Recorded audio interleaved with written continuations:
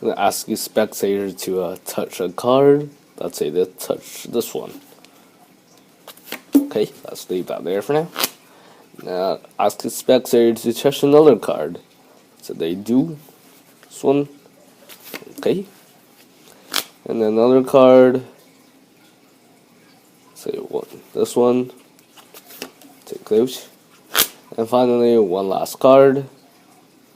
And let's say this one. Okay. Now, at this point, I will ask the spectator if they remember what cards they touched, and they probably don't. Half of the time they don't. So in this case, as a magician, I can actually make it easier for them and turn it all into the queens. So I'm gonna go through the cards. Actually, just touch a card. Touch a card, any card, and let's say they touch this one. Okay, take a look. Got it? Okay. Now, I've been working on this for a while now, so now I can actually identify a card by, well, just touching it. Here, you might not believe me, so here, I'll prove it to you.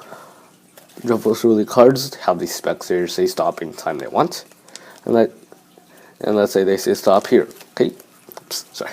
And let's put that card right here for now. Now, let's give the cards one more shuffle, so they're not in particular order.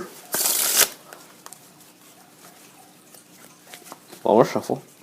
Now, put these cards behind my back. And let's see here, the bottom card, it's black, it's a club, it's the king of clubs. The next card, it's red, it's a heart. It's the three of hearts. The next card is also red.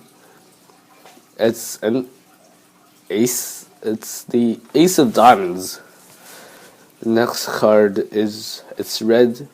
It's a heart. It's the six of hearts.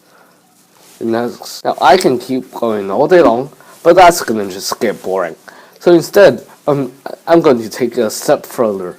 This card right here, I feel that it's black, it's a spade, it's the five of spades, and the spectator flips over this card to find that it is, in fact, the five of spades. Now, I go to the spectator, the card that you were merely thinking of. Let's see here, I feel that it's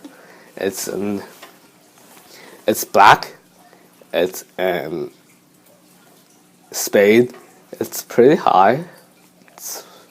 It's the ace of spades. Do you guys know the scientific thing about oil and water doesn't mix? Well, the same thing applies to cards. So here, let me demonstrate this to you. Let's take a red card and a black card. Give them a mix. So as you can see, that's a black here and a black here. So if I put the black over the red and red over the black, with a flick, just like that, they actually switch places. So here, let me do that again. Watch. I'll add another black card and another red card. So as you can see, they're truly mixed. There's a black, followed by a red, followed by a black, and finally one last red. But now, if I just give it a shake, you can see they actually separate, like oil and water. Here, let me do that again. Let's add another red card between the black cards, and a black between the reds.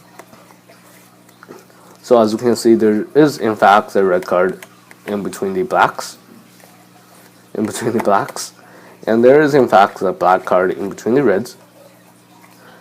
But now, if I just snap fingers, now we can see that there's one black, there's two blacks, there's three blacks, and finally the reds on the bottom. But you know, if I just give this a shake, actually traveling back, go back in time, where they're all completely mixed.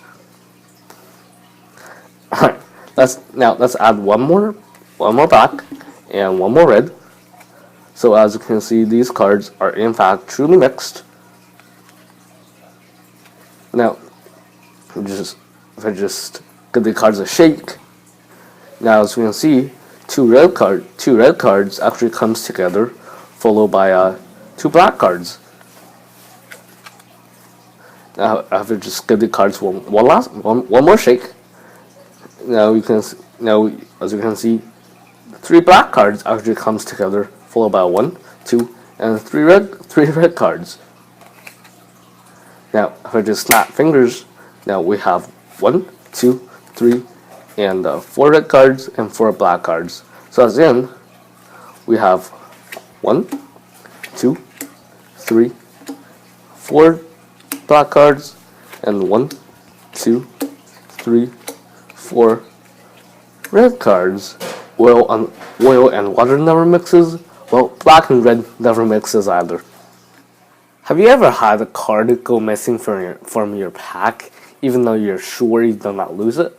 Well, believe it or not, they're actually sometimes eaten by other cards. Here, might not believe me, so let me demonstrate this to you. Have someone touch 3 cards, any 3 cards, let's say 1, 2, and 3 cards. To touch any of these cards, total free choice. Now they look really scared. Let's just leave them there for now. And now, the 4 most dangerous cards in the pack, the 4 cards that for some reason likes to eat cards, are actually, this might surprise you, but they are actually the 4 queens. I think they're probably divorcees, so they probably got some anger issues, so they like to take it out on other people by other cards per se, by eating them. So yeah, that's probably why.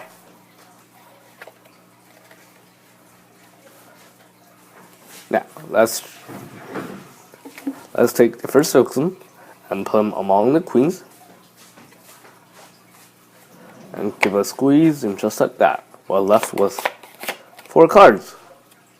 Now let's take the second victim and put him among the queens, give that a squeeze and maybe a burp, and just like that, we're left with 1, 2, 3, and 4 queens again. Now let's take the one last victim and put him among the queens, give that a squeeze, and just like that, maybe a burp, and just like that, we're left with 1, 2, 3, and 4 queens, and that is 1, 2, 3, 4 queens. And the rest, well, they got eaten. I'm gonna have someone touch a card and say they touched this one. Okay, take a look. That's your card. Okay, now having 2 jokers, help me find your card. So let's take the first joker, put on the top of the deck, and watch. If I just give it a rub, just like that, the joker actually disappears. Now let's take the second joker and put it on the top of the deck and just cut it into the middle of the deck. Snap my fingers, and just like that, the joker have actually found 1 single card in between them, and that card should actually be your card. Now, at this point, I would ask the spectator, have you heard of the 3 cards trick? And they say yes or no. Well, here's the 3 cards trick. It involves 3 cards. You go 1, 2, and 3 cards here. Now, watch. These 3 cards, if I just give a squeeze, just like that, one of the cards actually disappears and jumps right back into the middle of the pack. Just like that. Here's a pretty cool coin trick. So I have here a little quarter, as you can see. Now I'm going to ask someone to initial the quarter, and let's say they put an SL on the quarter for, Sarah Leader. Right? This is a Sarah Leader's coin. Now watch. I'm going to make the coin actually vanish, just like that, gone.